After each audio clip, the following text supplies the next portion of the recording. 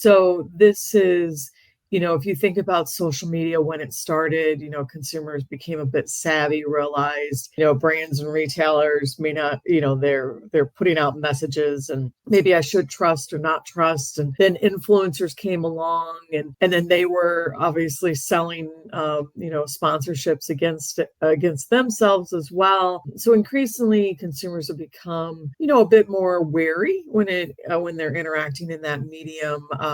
So what we're talking about here is more so the rise of, micro nano influencers and the role that they play in, building that trust with consumers.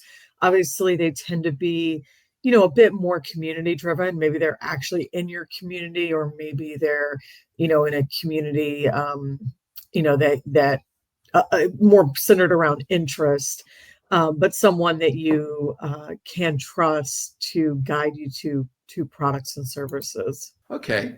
And then what's the impact of that? Does that mean that the brands, to earn that trust, are having to do things in new and different ways? Like what's the outcome of what your research is telling you? Yeah, so obviously those macro influencers will always play a role, those celebrity ones. But this is about finding balance, and making room for maybe these nano or micro influencers.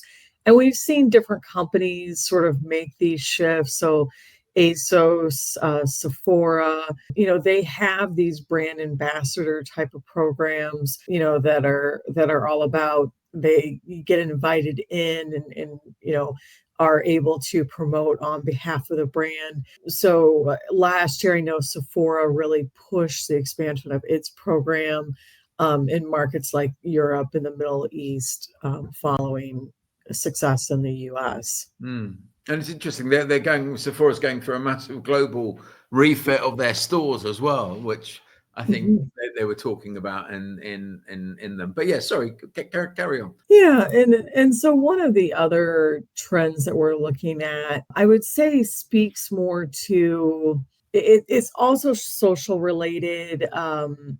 Consumers are clearly on social media, or clearly online more and on social media more.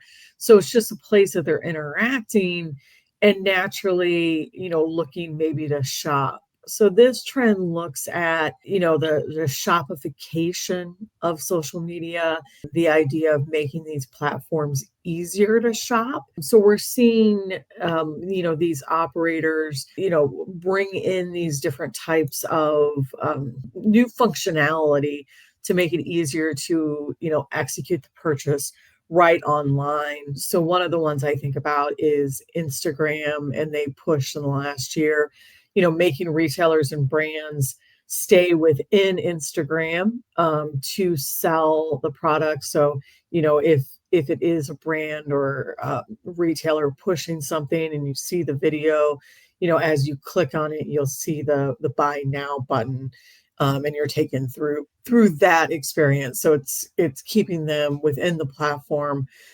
Clearly, that means more commissions for the platform themselves. Yeah. And then, there's other things like YouTube has done some different efforts when it comes to an affiliate program where they're making it easier to tag things within videos, to execute said purchase. And we're also seeing different partnerships like